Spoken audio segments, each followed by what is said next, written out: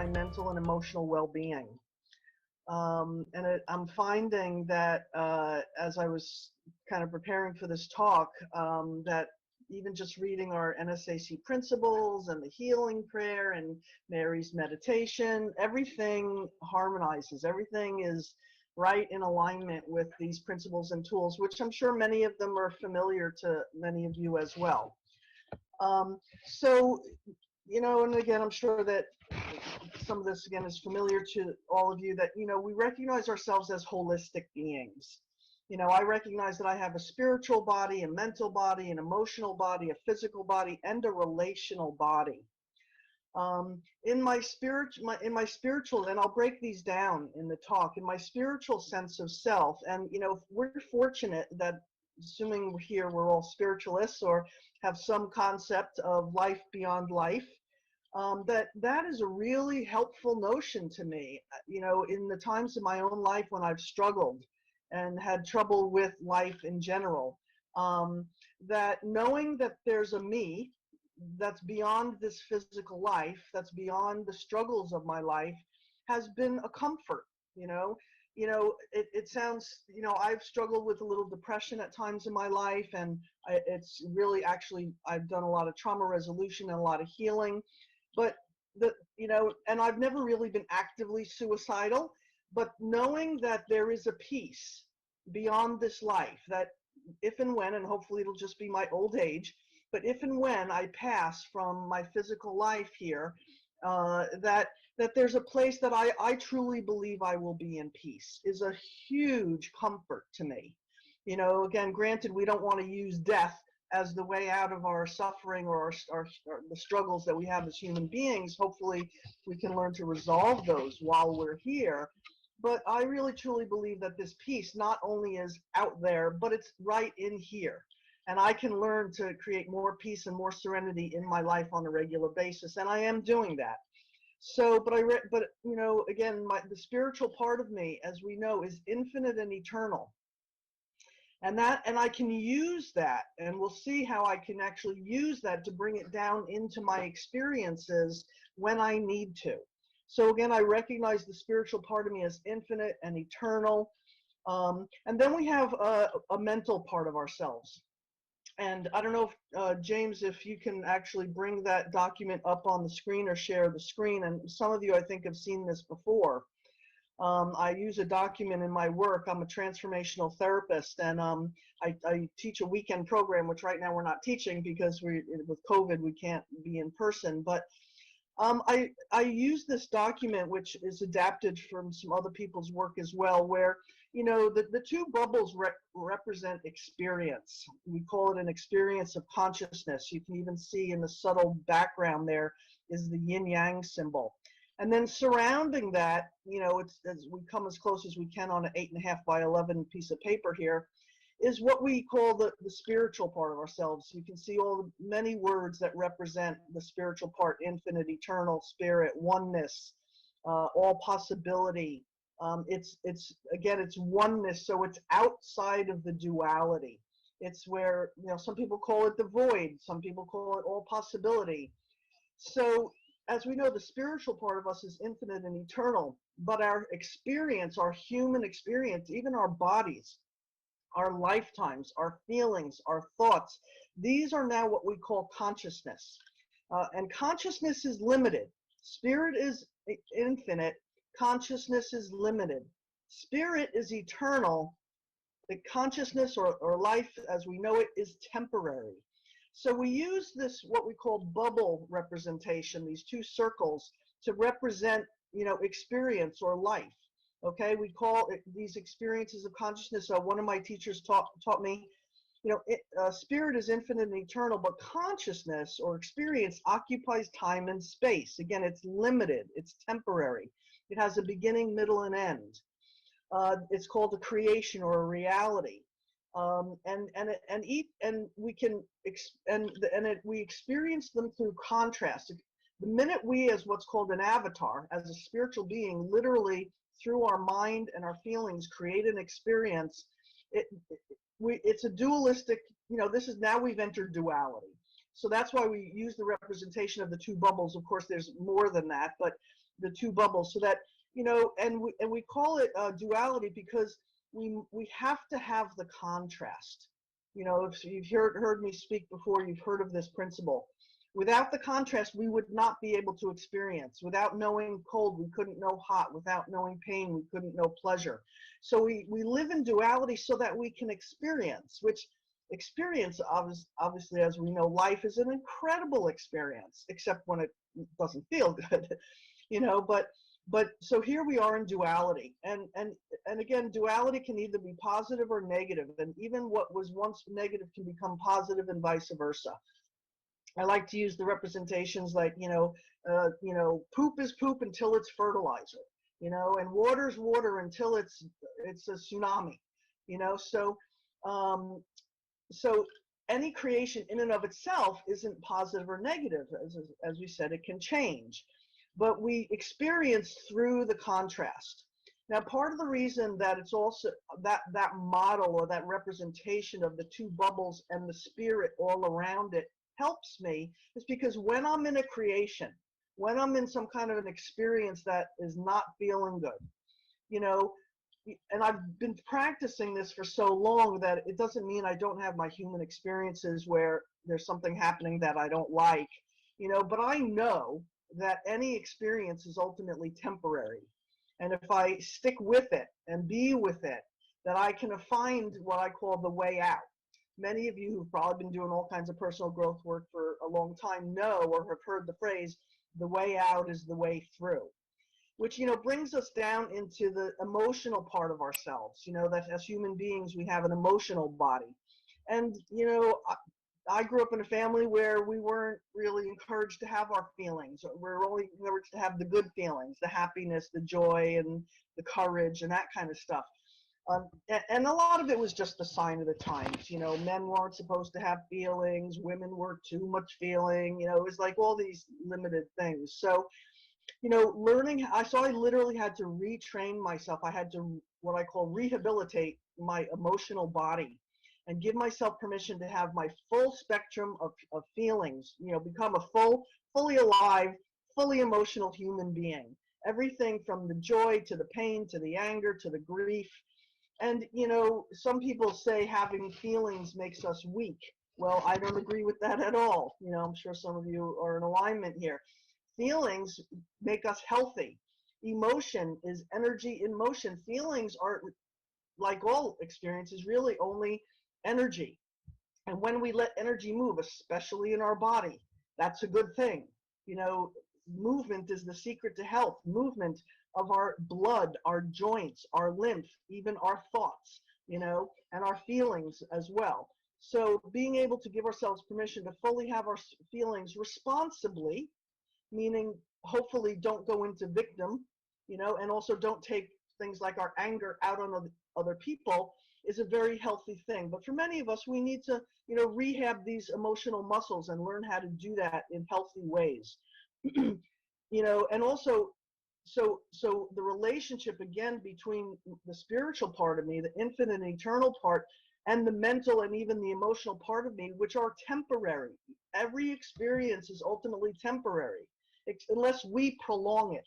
You've heard the phrase that, our thoughts create our reality. Thoughts generate feelings. So even though an experience can be temporary, we can generate the same one over and over and over if we want to, and hopefully we can learn how to actually complete, or what we call ground, experiences, especially the ones we're having trouble with. And I'm not saying this is necessarily easy. I have had an experience of grief that took me so deep, and the difference between the thought part of ourselves, the mental body, and the emotional body is they're two different energies.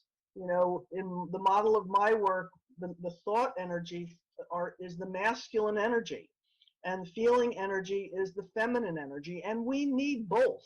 And one is not better or worse than the other. They work together. Masculine and feminine energy come together and create an experience. So we do need to work with our mental body to manage our thoughts. As we know, just because we think a thought doesn't make it true. And the emotional body is fluid. The feminine energy, she's very fluid. So I had an experience of grief once that was so deep that I felt like I was losing my grip. Well, I was, because the grip that we tend to rely on is the mental body, the thing we think is fixed, you know, and it can be fixed in and of itself, but it doesn't exist by itself. The masculine and the feminine work together. So it's a real art, I think, to include both our mental body, our masculine energy, and our feminine energy, our feelings together, and let them learn to work together so that we can, you know, maintain, you know, our well-being, especially in our hearts, you know, which is where it resides. So let's see. So, you know, so when we're in an experience, so some of the practical techniques of what we call managing an experience that we can use, some of the tools that we can use is when we're in experience, and again, it may take time, you know, to work through some things, you know, and we'll get to what we'll call our relational body in a minute, which is a whole nother ballgame. But, you know, some of the techniques I've been taught are when I'm in experience, and usually, you know, the experiences that are fun and good and feel good are not the problem, right? The ones that we are challenged with are the difficult feelings, the difficult experiences. But if we can use these techniques, even reminding ourselves that it's like being in a bubble, you know, that it's a temporary, limited experience, that can be helpful. So one of the techniques I was taught, and I'm sure you've heard this before, is to ask yourself, now, is this experience having me or am I having it? And reminding ourselves that as the spiritual being, we are actually creating our experiences. You know, there's another principle, which is that we are 100% responsible for creating our experiences. Now, we're not saying that we're not influenced or stimulated by experiences in life or the outside world, but the experience that, you know, if somebody flips me off in traffic or bothers me in some way in life, you know, that is not, you know, that is something that has happened. But the experience, the response that my system, my mind, my body, my feelings, you know, generate in response to that are my responsibility. And it's important that I own that, because if I don't own that I'm generating my own experience, then I'm going to be stuck and I'm going to live in victim mentality my whole life at the effect of people, places, and things. But if I can recognize that I somehow, and sometimes I don't know how or why, I generated the experience that I generated, but if I own it, then I can change it. Because if I don't own it, then I can't change it. So it's really important to take responsibility for, you know, the experiences that I'm having so that I can change them.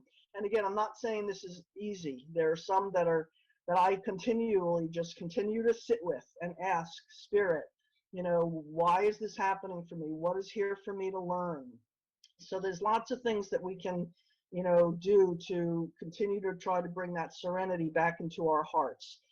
Again, another technique is to remind ourselves and say, this is not me, this is my creation.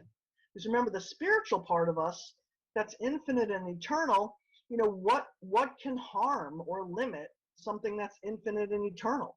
Well, ultimately nothing. So when we're in a challenging experience, we can do what's called like a bilocation of attention. We can be in the experience, but we can also, I kind of bilocate my energy kind of up above me and identify with that spiritual part of myself and say, this is not me, this is my creation. This is temporary, but it's here. It's here. It's not about avoiding. It's not about dissociating. It's not about spiritual bypassing. It's about, you know, something's happening here. I can handle this. Doesn't feel good, but I know I can handle this. And it does get easier. I'm sure we all know that. You know, and what is here for me to learn? What is here for me? And I some of my techniques, I bring it back to my heart. You know, I bring it back to my heart and find, you know, ask myself, how can I be more accepting? How can I be more loving? How can I be more understanding? And again, it's a practice. So let's take a breath with that. I'm not going to spend a whole lot of time here at all on the physical part. We all have a physical body that we need to take care of the best we can. nutrition, physical activity. I'm sure some of you have heard of Tony Robbins. Tony Robbins says one of the best ways to change our state, whatever experience we're having, is physical activity or physical movement. So sometimes just moving our bodies, some breath work, going for a walk, getting out in nature shifts our attention and helps move some energy. But I'll spend a few minutes here on what we call our relational body, reminding ourselves that in spirit, ultimately we are all one. It looks like we have different separate bodies, and we do. And it looks like we're having separate experiences, and we are but on some level we are all one. And more, they say the new me is the we. The we is the new me. We're returning to the oneness. And so the more we can learn about the relational body and our relational techniques, the better things are go. And again, this is the new frontier. Relational work. I work with individuals, couples, families, small businesses. The relational work is very challenging. Because remember, we are human beings that have evolved from an animalistic nature. We have evolved, and I believe even in our generation, most of us have been taught a defensive style of relating. Our own parents, and in this generation, again, most of us, emotional health was not, even in my parents' generation, if you went to therapy, you were crazy, so this is a whole new world. And most of us grew up, wounded children of adult wounded children of adult wounded children, so many of us still have what we call a core wound. And maybe that, most of us have, and a core wound is just an erroneous belief about self that we took on when we didn't know how to manage intense emotional experiences like, I'm not good enough, I'm bad, I shouldn't be here, I'm not worthy, things like that. But they get planted in our subconscious. And without realizing it, they then start, it's almost like a blueprint for our relationships, which is going to be difficult. So, again, I'm only going to be able to spend a couple of minutes on this, but, unfortunately, we live through a defensive style of relating, which also is vibrational. And what we're actually defending, when we get into the skirmishes and the struggles and the fights and the arguments with people in our lives, I believe that without realizing it, what we're actually doing is we get into that attack and defend. And what we're actually trying to do is defending against that core wound being true. But here again, when we can recognize that as human beings, we have core wounds. I have an I'm not good enough. That's my core wound. But just because I sometimes experience it, I know it's not ultimately true. Remember, all beliefs, all feelings, all experiences are ultimately temporary. I know that I'm a divine child of God. It still doesn't mean I'm not a human being and won't ever feel not good enough. But in my relational body and in my relationships, I can actually develop people to help me and remind me that I'm a divine child of God and it's not true that I'm not good enough. Okay? But that requires development because, again, a lot of us, get stuck in that attack, defend, what I call harmonious mutuality, beginning to relate through the truth and the oneness that, we can develop a whole new style of relating on this planet. It's literally a different vibration, but it will require us to recognize that at times and places we're going to be helpless. And one of the first places we're helpless is we are not responsible for other people's experiences. Some people are so steeped in their core wounds and so for decades have been attacking and defending whether it's true or not that they're good enough or helpless or worthy or valid. And they've gotten so developed into relating through that wound that there are times where I'm trying to love someone and it just can't get through because they almost can't see me or feel me. So I know that there's a time and a place I'm going to be helpless to influence or affect another as much as I might want to, even through love. So, but embracing that helplessness is actually freeing for me. So we need to start employing our tools and techniques of recognizing and accepting our helplessness, surrendering, feeling vulnerable, And again, so this is like a whole, I know I'm getting a little short on time here. So this is a whole new frontier, but it can be developed. And when two or more people develop loving and caring through each other through the pain, you know, even in the surrender, the acceptedness, the helplessness, something completely different is available.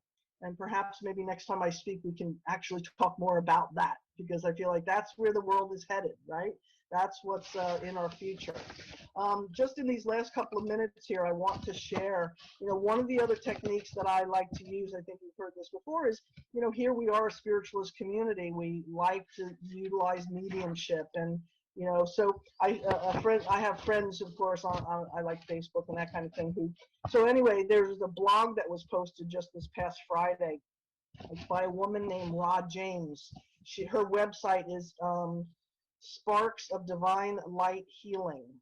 So her blog on Friday was, so her website is Sparks of Divine Light Healing, Advancing Human Consciousness. And her blog on Friday was titled Shifting into the New Earth. And I found this helpful because, again, we're in challenging times here. Hopefully, as spiritualists, we have a lot of faith. I know I actually have a lot of faith, but it helps me to hear words of others. So on Friday in her blog, Rod James wrote, "We are seeing such a massive influx of energy. A crack has opened up in the Earth's magnetic field. We have a ton of solar wind pouring in. This means we are less protected and feeling more of these energies. This is actually really common around the equinoxes. Of course, things are continuing to intensify as the ascension energies continue to increase. The autumn equinox is less than 3 weeks away. We have tons of light codes streaming in straight from source. These are highly charged waves of plasma energy that are changing reality as we know it. The entire planet is making an ascension. We are shifting into higher states of consciousness, literally higher dimensions. Many have already become multidimensional and will now help the rest. This energy is causing a shift within your DNA. You're activating. As your DNA is being switched on, your light body is also activating. We were taught that 98% of our DNA was junk DNA. Yeah, they told us our entire blueprint was garbage. That actually shows that they understand less than 2% when it comes to DNA. Things couldn't be further from the truth. As we are activating our strands and shifting back to our original blueprints, we are reconnecting with Source. We are once again activating our spiritual gifts and abilities. This process of reactivation is the ascension process. Ascension is an ongoing process that we must continue to work at. These energies are here to help us. This crystalline energy, or even the upgrades we are going through, may be making you sleepy at the moment. As we are activating our DNA, sometimes we need more rest and meditation. You may even be feeling DNA activation symptoms. You may be feeling headaches or other more aches and pains, mood swings, low energy or bursts or tons of energy, an increase in psychic, spiritual, or energetic sensitivity, food sensitivity, sleep issues, or even intense dreams. September is going to bring with it a lot of energy as it brings the equinox. It's a good time to really go within for some deep reflection. There are also new codes coming in for the grid. As things are collapsing within the old, new templates are being formed. It's the perfect time to get some work done or to bring some new manifestations through. We still have a ton of magic in the air. We can also expect the meteors and fireballs to continue throughout the weekend. This is a good time to be doing some clearing of your space or just your energy. It's a great time to sage or just to declutter.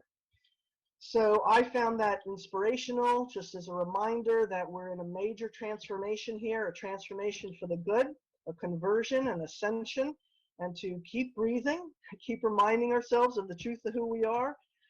Reminder that we are infinite eternal beings, that Spirit has got this, and to the best of your ability, just surrender into your heart and spread the love the best you can. So thank you for listening to my talk today. I hope that was inspirational or comforting or helpful in some way. Blessings.